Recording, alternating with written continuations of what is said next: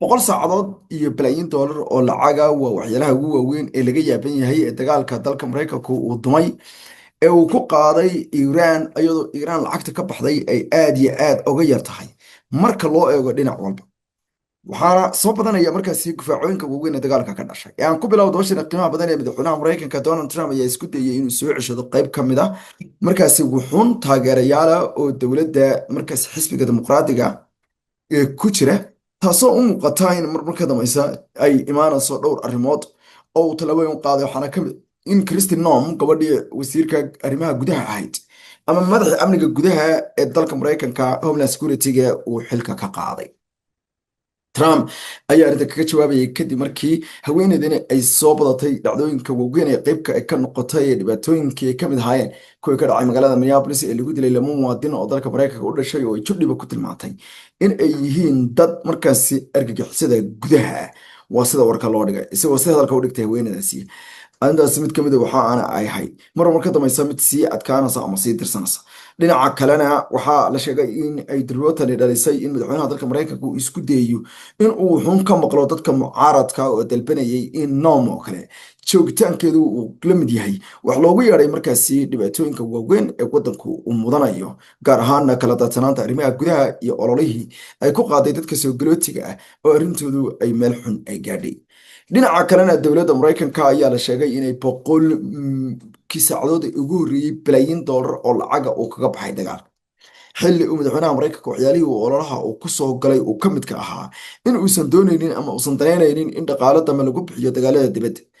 boqolkii saacadood ee ugu horreeyey dagaalka u socday 3.7 bilyan oo doolar ayaa ku baxay dagaalka. boqolkii saacadood ee ugu horreeyey waxay ahaayeen kuwii ugu darnaa, ayagoo gebi ahaanba la sheegay in ay gebi ahaanba dadka saas u maleynayeen.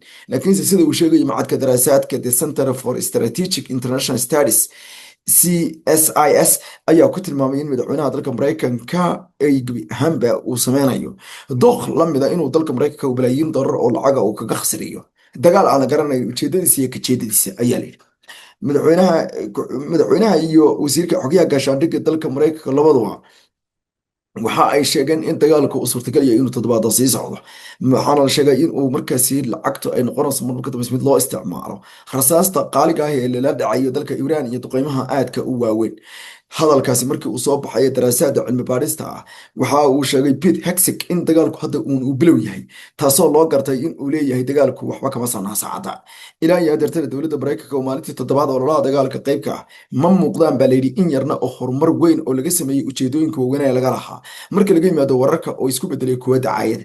Israa'iil ayaa gebi ahaanba hadeerta waxay ku tuntuunsanaysaa mar walba inay soo qoriso dhowr gaari ayaan gubnay iyo dhowr meelood ayaan weerar ku qaadnay, taasoo muujinaysa ayaa layidhi in dagaalka uusan ahayn haba yaraatee mid natiijadiisa sidii la moodayay mid u dhow toona Iiraan looga oocayo. Iiraan waxa ay sii wadaa ballaarinta weerarada bariga dhexe oo dhan ay ku qaadaso ka gees wadamada bariga dhexe gaar ahaan khaliijka oo dhan ayaa gubanaya. Sacuudiga, isku taga Imaaraadka Carabta, Cumaan, Qatar ayaa si isku mid ah iyo Baxrayn ayay u weeraraysaa dowladda dalkaasi. sidoo kalena badda ayay ka wadaa howlgaladeedii caadiga ahaa, waxaana weli kala go-an isku socodkii dhinaca shidaalka iyo gaaska dabiiciga ah labaduba. taasina waxay kor usii qaaday hubanti la-aanta suuqyada waaweyn ee laga soo bilaaba Nikkei dalka Japan ilaa iyo Wall Street magaalada New York ee dalka Maraykanka. si isku mid ah ayayna u haraacinayaan ayadoo madaxweyne Donald Trump iyo dalka maraykanka ay isku dayeen inay cadaadiyaan dadka qaarkood. dhinaca kalena dowladda Iiraan ayaa sheegtay in dagaalku noocu u dhigmaba ay ola dhigayso sida allaale siduu noqdaba inay noqonayso isla markaana ay ahaanayso dagaalkooda mid aan istaagi doonin, halka ururka Xuuthiyiinta iyaguna ay sheegeen in ay baabuurta dalka Israa'iil oo isku dayay inay isku urursadaan magaalada Khiam ay dabada u qabteen gantaalo trapeer halkaasoo ay ku burburiyeen qaar ka mid ah isla markaana uu ka dhacay kala carar. waxayna sheegeen inaysan jiri doonin baabuur dambe oo iyagu marmar ka dambaysa la yidhi markaasi waxa ay sameynayaan ama wax loogu yeedhay markaasi inay sameeyaan teelteel inaysan jiri doonin baabuur dambe oo markaasi isku yimaada ma dhici doonaan ayaa wararka qaarkood sheegayaan. dhinaca kalena wadamada caalam carabi oo weli hawadoodu ay xolan tahay ayaa ka fekeraya in qaar ka mid a diyaaradahoodu ay sameeyaan markaasi wax loogu yeedhay isku day wuxuun dadka ay ku qaadayaan kadib markay soo baxeen dad sheegaya in ay 200,000 oo doolar xataa ay ku baayaceen inay tigidha ku iibsadaan. Emirates iyo Etihad Airways ayaa labaduba waxaa la sheegay in ay isku dayayaan inay wuxuun dhaqdhaqaaqiya ay ka sameeyaan dalka isku taga Imaaraadka Carabta. tii ay sii dheertay weli inaysan caddayn ayaa layidhi.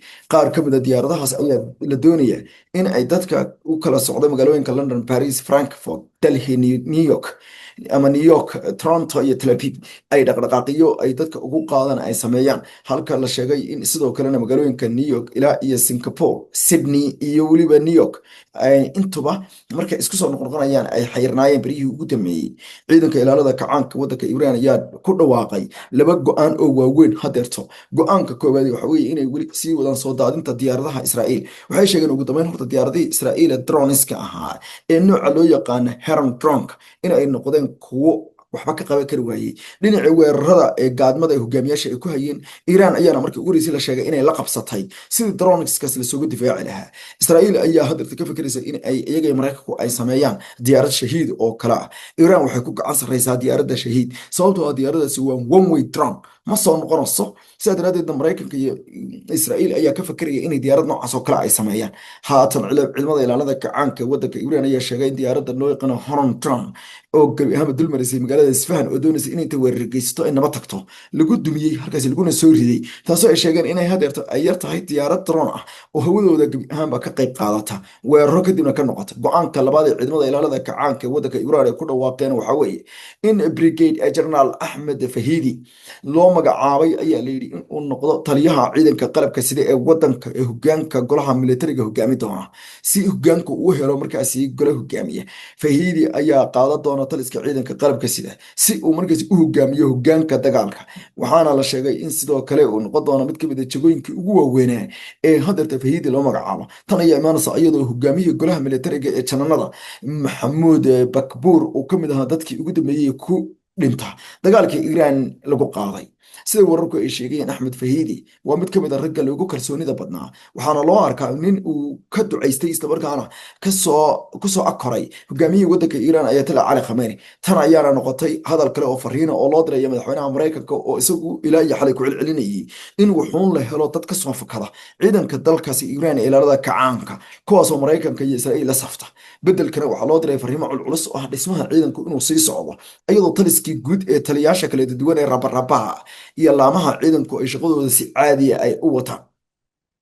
Waxaana loo arkaa in inkastoo dowladda dalkaasi iiraan aysan awoodda ciidanku aysan ku urursanayn hal taliye, haddana tan waxaa loo arkaa fariin kale oo la dirayo ah in shaqadu si caadiya ay usii socoto. tii oo ay sii dheertay ayaa leeyihin marba marka ka dambaysa inay sii adkaada karto. waxaa loogu yeedhay dhanka kalena dowladda dalka hindiya ayaa soo rogtay amarka amniga qaranka ee xaajada adkaata ee lng-ga ama lbg-ga waxa loo yaqaano ama shidaalka dabiiciga ah, kaasoo ay ka wado in gebi ahaanba waddanka oo gaasku ay ku adkaatay ama ay ku yaraatay ee dowladdu ay qoondee doonto. haatani wixii ka dambeeyay inta maalintii qoys kasta uu isticmaali karo. xaaladda dhinaca amniga qaranka ayaa ka taagan dalka hindiya, ayadoo mar dhinaca kalena ee hindiya ay ku socoto dacayad aada u xoogan oo dhinaca markay noqoto wixii ay yeeleen markaasi ah ama ay marba mar ka dambaysa ay dhibaato ay u geysteen waddankaasi iiraan ciidankiisii oo la sheegay inay gebi ahaanba markii uu kasoo laabtay biyahooda, islamarkaana biyahooda isagoo dacalka caalamiga kaga sugan lagu soo hagay gantaal halkaas oo ku dhacay, taasoo la sheegay inay weli baraha bulshada ay ka booyayaan dadka aadka u dacaydinaya hindiya ee ku tilmaamaya inaan cidina mustaqbalka kala qeyb gelin ama kala qeyb qaadan isku dhoolatus isku dhafan oo dambe, maadaama aysan ammaanka sugi karin ciidamada. Tirabeelka wararka dabashana qiimaha badan.